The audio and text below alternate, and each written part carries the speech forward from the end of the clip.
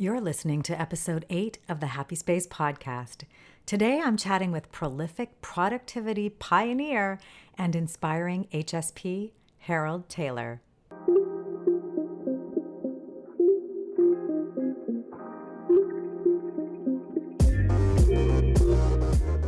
Welcome to the Happy Space podcast, a place where highly sensitive people thrive.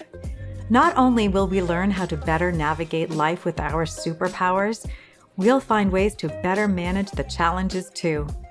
We'll hear from product and service innovators, space designers, and leaders who believe in creating an inclusive, neurologically safe world. If you're highly sensitive or want to better understand and support someone who is, then you are in the right place. I'm your host, Clare Kumar, and I'm so very happy you're here. As you probably know, I want to bring you stories of highly successful, highly sensitive people that have an evidence of using their key elements of high sensitivity, the superpower side, in their professional journey and towards their personal success as well. And so I'm delighted to introduce to you, if you haven't already met, the fabulous Harold Taylor. Now, I've known Harold for many years now. I followed him at first when I was joining the organizing and productivity profession, and this is back in the mid 2000s. And, he's really been illustrious in both the organizing and productivity space, but also as a speaker. So when I had an opportunity to dig into Harold's YouTube collection, my oh my, he was a really incredible example of bringing education and entertainment together. You're gonna love meeting him. Harold has an over 45-year business history. He's in his 80s now, and you'll hear how old he feels if you tune in. He's written over 20 hardcover books, including a Canadian bestseller, Making Time Work for You. He has 50 products sold in over 38 countries. Right now, I think he's on book number 40 with Book Boon, which is doing digital books. So ever the prolific creator. He's also won numerous awards. Back in 1999, he was a past director of the National Association of Productivity and Organizing Professionals. Some of you may know me from that association and my work as the podcast host of Stand Out. And further to his receiving the award in 1999, in 2001, he received the Founders Award from the Canadian Association, the professional organizers in Canada. And I hold this organization dear to my heart, and also Harold, because in 2013, well after the award was renamed in his honor, I won the 2013 Harold Taylor Award. So this is proudly in my home. And that's just a little bit of our connection. So why Harold? Why am I bringing him to you? Because he's just a wonderfully exciting example of embedding purpose in your life, following your curiosity, standing in your strengths, and deliciously creating valuable work for the rest of the world. So I encourage you to tune into this episode. You'll meet Harold. He's delightful. You'll fall in love with him, I believe, as I did. And you'll probably learn a thing or two along the way. Enjoy the show. Today's episode of the Happy Space podcast is sponsored by ClareKumar.com. Not only am I excited to spearhead the Happy Space movement, I love coaching busy professionals to achieve greater productivity and well-being. The two go hand in hand. I also adore taking the stage. If you're looking for an interactive, engaging event to inspire and invite action, whether it be on successful work-life integration, sustainable performance, organization and productivity, or expanding inclusivity, please visit ClareKumar.com and find out more. Oh, and if you haven't already joined the Happy Space Pod, it's our complimentary online community. You'll find it right at ClareKumar.com/happyspace. Oh, Harold, thank you so much for joining me. I've followed your career and it's been such a robust career. I mean, you've been an icon in the organizing and productivity industry, an icon in the speaking industry as well. And it really struck me that we were talking for the other podcast that I host that, oh my gosh, you indeed might be highly sensitive. And so I've invited you to reflect on that over the past few weeks, months. And right now, I'm really interested in this reflection on your really robust career to look at this trait of high sensitivity and the different ways it shows up from the sensitivity we experience to the deep empathy to that incredible emotional responsiveness and to that deep processing which I can sense there are elements of throughout your entire career, and I wonder if you'd share with us some of the connections that you might have made after realizing that high sensitivity is a thing and it's been there all your life. Yeah, well, yes, looking back on in retrospect, uh, uh, because I was unaware of it at the time, of course, that that's the way people came across. I don't know why they're so critical of me and so on, because I was sensitive in that way, in that regard. As I say, even as a child, but I didn't know what was happening. And as I got older and I got involved in working and stuff, I thought, I thought, wow, I don't know, I was able to pick up things I thought that others didn't seem to be aware of. I thought he'll never go along with that proposal. What are you talking about? He's saying such and such. He's just saying that to be polite. and, Right. and and you get those kind of feelings from him, like he's not really hasn't got his heart in it or something. It's just he's just using the words, to make us feel good. But Yeah. I think he's probably got some other suppliers in mind, kind of thing. And Yeah. I don't know. I just thought it was everybody had that, and uh, having empathy with some people. I'm saying, wow, he must have been having problems at home because there's something else on his mind that he's not certainly with us here at this in this meeting and that kind of thing as well. So uh, they happened, and myself, of course, I was you know sensitive to how other people thought of me as well, and I know I was started off being a very introverted child, very shy and reserved. And as I got into speaking, like you've seen my presentation on YouTube, I go, wow. My wife called me a Jekyll and Hyde. She says, I can't believe you. I mean, you're sitting at a party, not saying anything. And then all of a sudden you're up there making a fool of yourself and people are laughing and having a great time.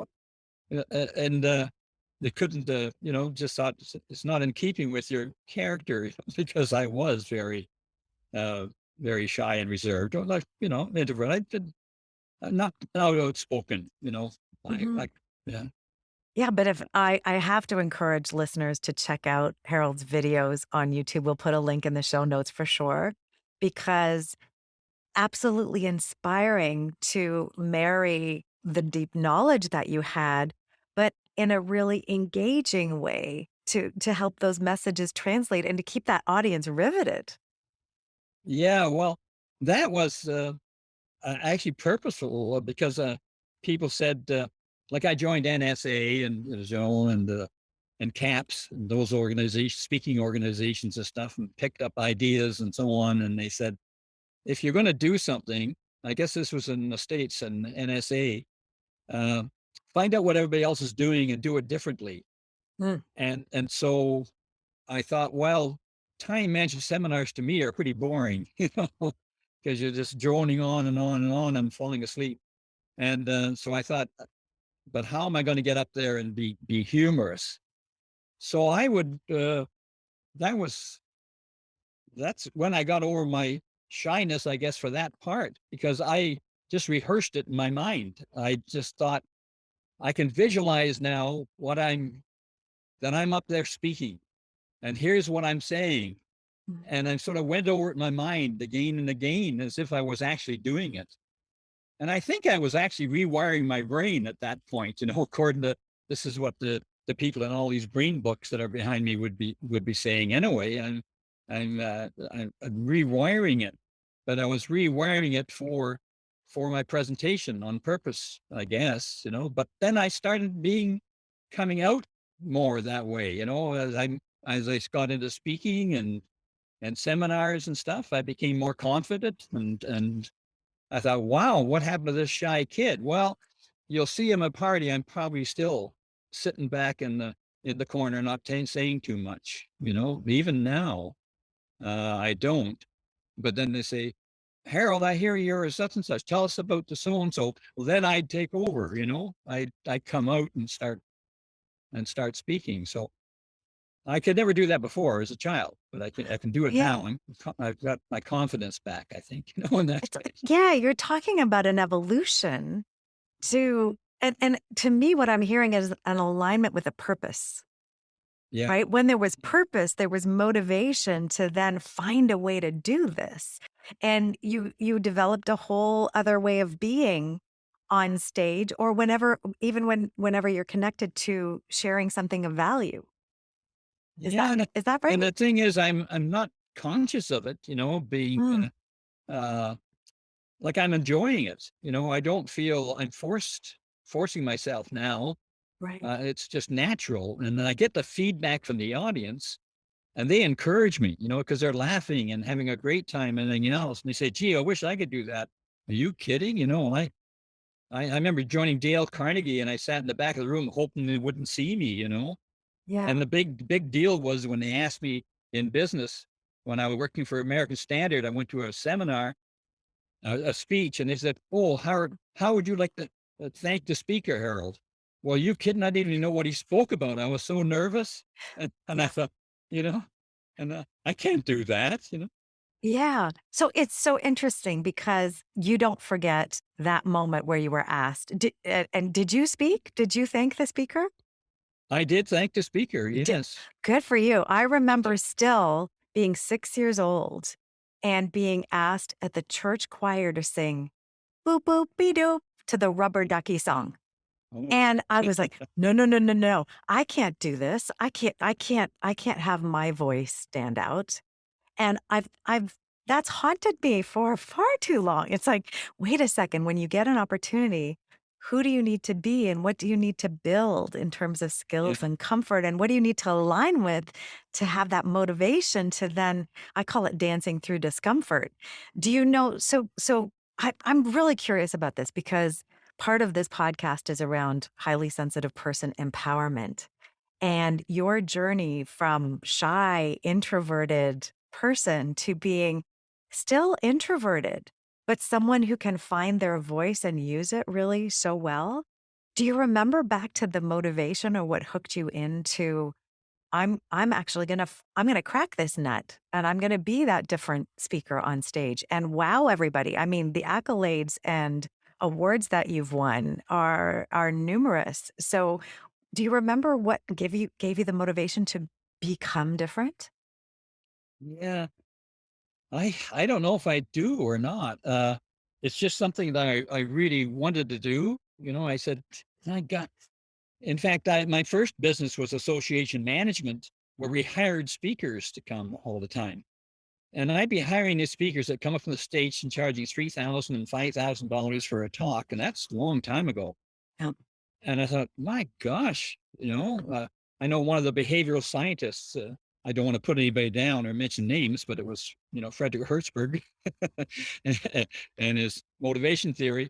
I remember somebody saying from the back of the room, Dr. Hertzberg, we can't hear you back here. I have trouble hearing you back here, I think is what he said. And he's sitting on a stool and he said, isn't that, oh, that's too bad. I have a hard time hearing you from up here too.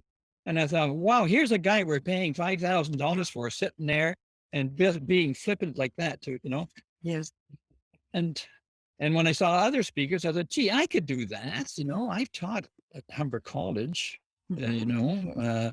and I was okay there. So why can't I, speak? So I did decide, by golly, I'm going to become a speaker, public speaker. Mm, And so I started small. I was started with 5 people, limited to 10 people or limited to 5 people. So it'd be around the corner. And I read a few books on it, said just speak like you're talking to somebody, but you might have talk a little louder because you got more 5 people you're talking to or something. That's about it. And so I did that, and it was a gradual process. I didn't have too much humor at the start, mhm. but then when somebody was said when I did make a flippant comment or something, they'd laugh, and I said, "Oh, sounds kind of good. That's kind of feedback." So I gradually built those things in, Yeah, and even that flagship process where I'm up there, role playing a disorganized person. yeah. I I would make a mistake, and they'd laugh at it, and I thought, "Oh, next time I'll put that in." So So so happy accidents happened there, did they? happy accidents. So Yeah. I got involved in building this thing, I'd Yeah. I'd say, I had a wife and 4 kids. Oh, 5, I forgot about Jason, that kind of thing. And, they'd roar and laugh at me because I was so disorganized, I couldn't even remember how many kids I had, because that's in keeping with what That's so great. I mean, yeah, so listeners, really, you've got to check out the humor, but it's striking me now as we talk about humor. So, you were noticing things, the expertise in time management and productivity, bringing all that to an audience. But I also think this creativity around connecting dots because there's truth in humor. And humor comes from connecting dots and presenting it back in a different way. I think Yeah, that yeah, you have to see how people react, and you know what they're Mhm. doing, and all of a sudden you see, my God, a lot of people, what they tend to do is, and, I notice in the supermarket, that my gosh, look at them changing lines. Remember, we used to have a queue for each one, and they'd change and go to one line, and then and then another person would open a cashier, and they'd run over to there or something, and everybody would run over there, so they'd be Yeah. back 4 spaces still, Yeah. and so on. Yeah, that's right. And that's how I picked up all my humor, is from what people are actually doing, and then I'd role play it myself as if I'm the fool, and, they're they'd say, they're laughing, and yeah, they do the same thing themselves. So it did help me a lot, being perceptive and Yeah, I think that sensitivity is a play in connecting those dots and then, your personality and natural ability to express that just was cultivated and you became more comfortable as a speaker weaving in all of this, the humor and the stories and that response you were getting then was encouraging. yeah, that's right, Yeah. because then we're bonding with the audience, and, Yeah. they were with me, so Yeah. they're no longer saying, you know, "Don't, Yeah. last one picked for a hockey team," and stuff like that. They want to pick me first now. Right? What a transition, right? So Yes. I love that. I love that it was a decision. I'm like, I want this. I'm going to go get it. And, it and a slow evolution. And that's anybody's journey on building skills and becoming something more. So, Mm. listeners, tune into that because that's a gem right there. And I want to harken back to some of the challenges that you experienced. I mean, being picked last at school. I totally relate to that. I was not until I found tennis a single sport, a single player sport, or it with doubles at one other partner. But not being the weak link on a team, that was never that was never No, somewhere I wanted to hang out. that's right. I had some real drawbacks as a child, like um, I remember for basketball, they used to have, for practices, I joined the high school basketball team, and on practices, they'd say, "Okay, uh, we're going to have," they call them skins and shirts. So the ones with uh, you take off your shirts, you're the skins team, and you're the shirts team. Mhm. Well, I have like I guess still have it. It's like a pigeon chest, they call it. I was guessing from having rickets when I was a kid. Uh, Oh, they said it's either that or it was when you were getting beat up by that other kid. But Yeah. I found it later. Every time I saw a doctor, he said, "Oh, I see you've had rickets." And Oh, it's normally in the chest, deformed bone structure, and yep. it's mainly in the chest or the hip. So I Uh-huh. had in the chest, and I was so self conscious of that because when one chest bone stuck out more than the other, and Yep. I'm like this. I don't want to, show Yep. it, and I had that. Oh, I'm so sensitive of that, and Yeah. uh, whereas heck, as I grew up, then I became more confident. And I said, "Well, look, nobody's perfect, you know." Oh my gosh. It's interesting. Yeah, because we can hold on to shame and feeling less than my big hang up was my nose. I was sure was this huge, and my mom has a really robust nose as well. So I just thought that's all that everybody saw was my nose and then maybe my feet, which are also oversized. I don't know. Something about my bones grew really long. I have the same size hands. I'm 5'4" and change. And I have the same length hands almost as my love, who's 6'1". It's like it's weird, right? But we hold on to those things and they can limit us. They can hold us back until we become confident. And I think there's an evolution in life, hopefully towards that. And then we can Yeah, really unleash and shine, right? yeah. Same with glasses. Oh yeah, I had trouble seeing the blackboard, and I'd sit on the front row in school. Uh, and then she'd ask me, I still couldn't see it from the front row. right, And she'd said, "Do you know the answer to this, Harold?" And I said, "No," right, or I'd right. guess at it or something. Yeah, And she thought, "That's strange. He's doing okay in his exams." So I guess she said, "Do you have trouble seeing the board?" Well, not really, but why don't you get your eyes tested? We'll send you down to the yeah, nurse's office and you get your eyes tested. I found out I needed glasses. And so I'm so yeah, self conscious. I wouldn't wear my glasses yeah, and that kind of thing because I'm hypersensitive that way yeah, physically. yeah. I'm 4'11". Why can't I be 5 foot? When I'm in high school and I'm still not 5 foot high. Oh yes. So those kind of things really bother me. Physical things as Yeah, well. Yeah, and yeah, and being sensitive to criticism. And that was hard to get over too. Even when in my speeches, I think I mentioned at one time that if I got 1,000 people, evaluating me, and I got one that said, something negative, yeah. then I thought, that would bother me. You know, Yeah, I think in general human nature, we pay attention yeah. to the one bad review, but with the highly sensitive person, deep thinking processes, and we can latch onto that and slide into rumination, Well, which can yeah, can kind of bring us down. yeah. What I say now, I look at it and said, wow, 1,000 people in this, and they're all pretty sensible people. And this one guy is so upset about something Yeah. or depressed or in a bad mood or something that he had to transfer it onto me and put down the I am a terrible speaker. Or Yeah. something. To get out of his system, he'll take it on me. Yeah. So you reframed So I where that reframe it. person, Yeah. yeah. Yeah. What do you mean I'm the one out of 1,000 that's bad? No, if that person's the one out of 1,000, I got 999 in my favor. So Yeah. Yeah. So now can you visualize 999 people cheering and one yeah, kind of cranky person in the corner who's just not it's really about where they are in that moment. And so that's a beautiful reframe. It's interesting. I think is it Brene Brown says, don't take criticism unless you're in the ring. So, I think of the speaking community and I've been a member of CAPS now for about 5 years, maybe coming to six. And there's feedback from people who are in the game that I will really listen to. I'll be going out, Can you give me, right. what might have been something that could be more creative or landed better or more sensitive to the audience?" But if someone doesn't know too, then do you really want to hold that feedback in high esteem? Maybe not. Yeah. Yeah. Yeah. Yeah. Yeah, so you've overcome a lot of that. You've sort of developed some reframing to deal with that sensitivity.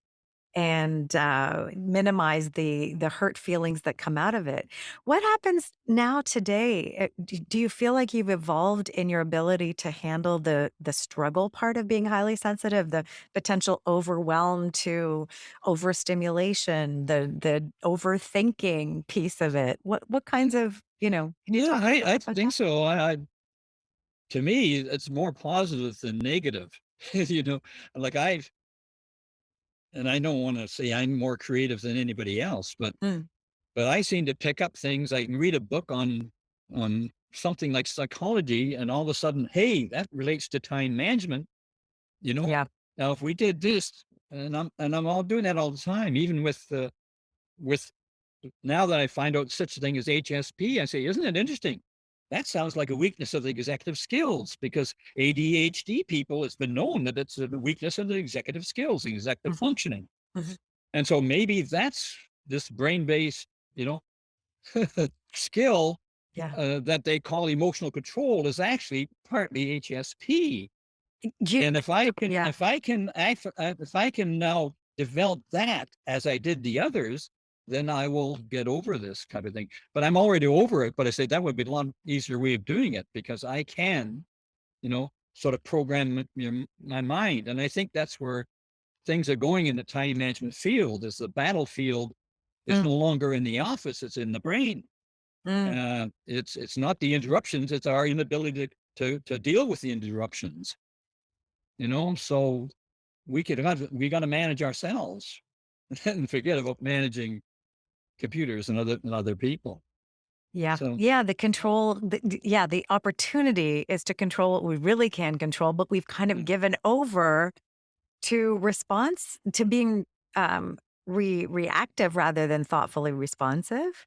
And I think in some cases, I feel like it's societal pressure for hustle culture. And I mean, Ayal writes about in Hooked, and then later in his book Indistractable, this relationship to technology and sort of they're designed to pull you. I mean, a book beforehand, I think when books in the printing press came out, people would have been like, "Oh, get that book out of your hands." I mean, my niece now, she's coming to closer to 30 years old, and as a child, both of my niece and nephew, their nose was in books, and we would have thought, ah, then it became the Game Boy, and then it became the electronics. The book never reached out and said, "Hey, come or read me." But yeah. now we've got intrusive technology that we have to put the barriers on. Absolutely. So there's structural things we can do, but it's also to your point about making a decision to go get something. It can be, I think, this belief that I deserve to have that deep focus time. I'm going to put the bumpers in the bowling alley, the blinders on, and I'm going to create that for myself. When you say though you've developed your brain, you've overcome a lot of the sensitivity. Were there specific things, other things that you did to build greater tolerance to those stimuli, for example? Yeah. Well, I don't know, not consciously, I guess. Some I did really consciously, like I mentioned about the getting over the shyness and the inability to speak and so on. As you said, I had a purpose, Yeah, in order to do that. yeah, Um, I'm not that bothered that much by if there's loud noise over there, it doesn't bother me. okay, I don't seem to have that okay, characteristic. It's more the things I've been mentioning about the yeah, self-consciousness and sensitivity and, yeah, awareness of my own, uh, you know, yeah. deficiencies, I thought. Elaine Aaron talks about high sensitivity as being a development of the species to have this sensitivity, to be aware of things, but everyone can't have it. And so we are a subset of the population, but I think there's a next level in the highly sensitive community. And I think you might be one of them. I think my daughter's one of them. Yeah, Very kind of, sensitive. yeah, sensitive but extroverted. Said, "Oh, well, maybe, but I actually Could don't be. know. My daughter's introverted, I would say, but she has this incredible tolerance to stimulation in terms of noise. She will sleep through a fire alarm, And I'm like, Yeah. "You're at school. Make sure a friend That knows to wake you up if there's a fire alarm because that noise doesn't cut through." She can also take a lot of visual stimulation and feels actually quite comforted in abundance and just a lot of visual things going on. I, on the other hand, feel calmer when it's ordered. And if there's extra noise, my brain actually shuts down processing. I can't have two people speak to me and filter one out. I really, really struggle with that. So I think there's like next level sensitivity where, or maybe I haven't, been in areas where there has that, you know, yeah, although, see, I was in manufacturing and you get a 300-ton press banging out bathtubs, then poof, poof, poof. But you can block that out. That becomes part of the background for me. That never bothered me. that's fascinating. So I recently interviewed Andrea de Paiva, and she's a neuroscience professor for architecture. And she was saying the science shows that people that live beside airports, for example, they end up tuning the sound out. But physiologically in the body, It's there are stressful. greater, it's stressful. Yeah. So I'm really curious about what we're able to actually minimize the physiological impacts for. And I think, returning to being centered and grounded and knowing how to bounce back. So my thinking as the science mind shows up for me is that we if somebody scratches their nails down a blackboard and that Oh, horrible I sound. can't stand that. Okay, okay, you're with me on this No, one. that's one thing I I can't stand. I don't think I'll ever stop going, "Ah," but maybe I would be able to cultivate some skills to be able to stay in myself and minimize that. That's what I'm curious about is how can we minimize negative physiological effects from this outside stressor? And I'm dead curious about that part. Yeah. Yeah, right? Well, you know that, you talked about it's stressful, even though maybe it's not, it doesn't bother you, but it's bothering your body system. Yeah, And I, yeah, I find that one thing that's really improved me in everything, it seems, creativity and everything, is walks in the nature parks and nature walks. yeah, yep, And just being in nature. yeah, And of course, I've read all the research on it too, and I've even written about it in terms of, you know, greenery in the office and so on. Looking at a picture of nature, I have pictures on both walls there of this is a floral thing, and that's a forest over there. right? Right? Uh, I have to have a shout out to Tom Kugler because he's somebody I just did a LinkedIn sprint with. And he just shared the picture above his computer it's of a fight, if it's Conor or McGregor, I think, both, and there's a big oh fight, yeah, and I'm like, "Ugh." He oh, said, "What art is in your office?" I'm like, "Oh, that's a painting of a lotus flower," which yeah, is exactly the opposite. This is a painting by my dad, and, for anybody watching on YouTube, you'll be able to actually see that, but it's just like, wow, what we have in our space is actually giving messages to our brain. Those wall murals from the '70s where we had splashes of actual, and- pictures of being out in the world in nature. They were actually there was something to that. I think they're making a comeback in corporate spaces now. oh yeah. Yeah. Well, even in your environment, like I've lived most of my life not when I was a child, but all my adult life, I've lived in Toronto ever since attending Ryerson. Mhm. I've been in Toronto for 60 years or more. Yeah. And then I moved to Sussex, New Brunswick, population 4,000, surrounded by cows and cattle and fields. And How does that feel? wow, it's amazing. I'm just soaking it up. And Yeah. I have been here now 6 years this September. I'll be here 6 years. Time Wow. flies, right? It sure does. Time flies when you're having fun. It also flies when you're not having fun. So have fun.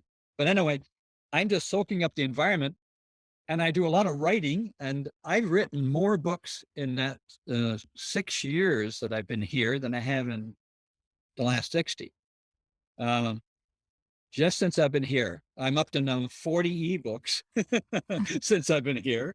So, and I didn't get that many done in Toronto in working at them. So I feel I'm more productive here, That's even though amazing. even though I'm retired.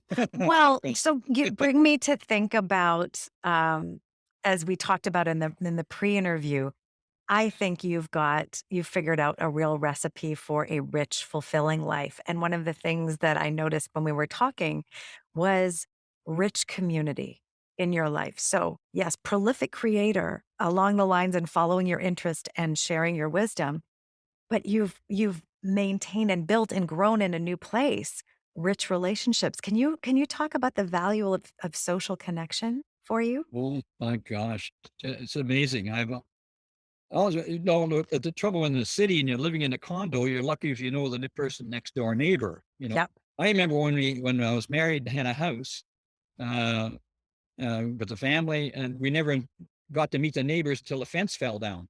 And then and then we had a talk about building it mutually and stuff. We got to be good friends with them. Gee, they're Yeah. actual people. Yeah. But here, it seems that in a small town, small community, everybody's friendly. Yeah. And I was really shocked when I going for my walk because I walk a lot. And, not only would they not turn their head or ignore you, but they smile at you and say, "Oh, hi, I haven't seen you around," and they stop and talk to you, you know? Yeah. And I thought, "Wow, that's amazing." Yeah. And relationships, of course, are healthy. People live longer. They say they can almost extrapolate that the more friends you have, the longer you live. And, I believe that too. I'm pushing 88 now, and, and, I feel like I'm, in my 40s. So it is great. So I joined the friendship club, as Yeah. soon as I got here and worked my way to president, and so on. As you do. Yeah. I joined the Chamber of Commerce and worked at the board of directors, got on as a board of directors and stuff. And I did volunteer work at the Sharing Club, which is a food Yeah. bank kind of thing. Yeah. And just surround myself with people and at church, of course. And, now I'm writing devotionals every week for the church, Yeah. as part of, because now I'm writing. That's one of my big things now is I love to write. I found out. Oh, So really? Really? Yeah. yeah, yeah, right.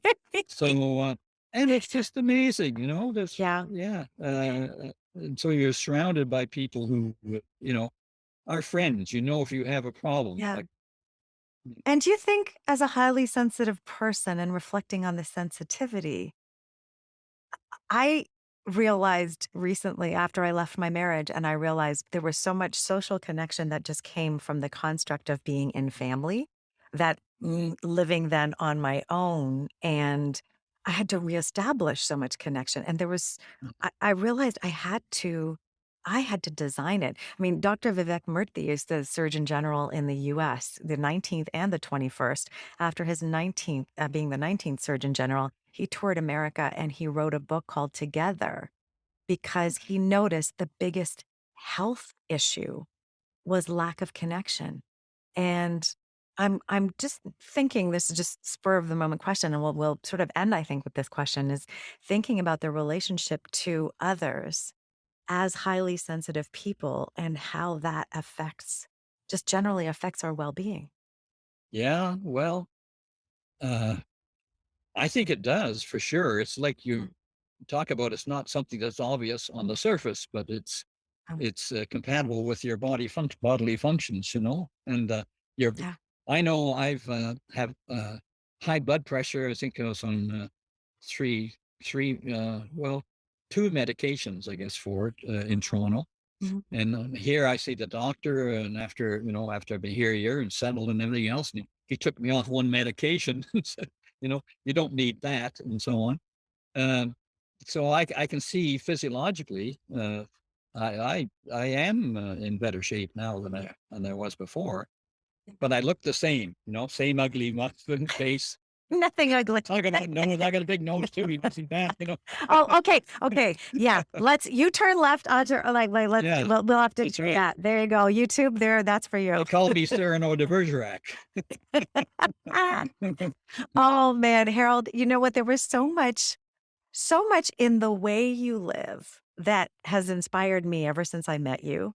And that's why I wanted to bring you not only to the NAPO podcast standout, but also to my listeners here in the Happy Space pod community because you've mastered some beautiful ways of living, and I hope the listeners are really inspired by all that you've said today around, embracing that sensitivity as a power, that noticing, that empathy, the compassion, turning it into action and connecting those dots, unleashing that creativity, and growing as a person to be able to really offer those gifts to the world. So deep gratitude from me, and I'm sure all our listeners are celebrating as well. I want to thank you so much, Harold, for taking the time to spend it with me and share these nuggets.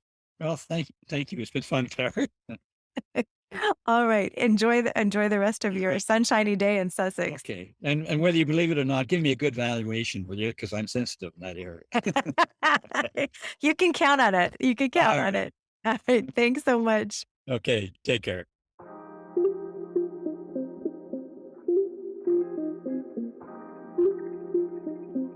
Thank you so much for listening. You can find all of the Happy Space podcast episodes over at happyspacepod.com. That is also where you'll find a link to our online community. Please leave a review over at Apple Podcasts, Spotify, or wherever you tune in. And if you liked what you heard, please share. After all, doesn't everyone deserve a happy space?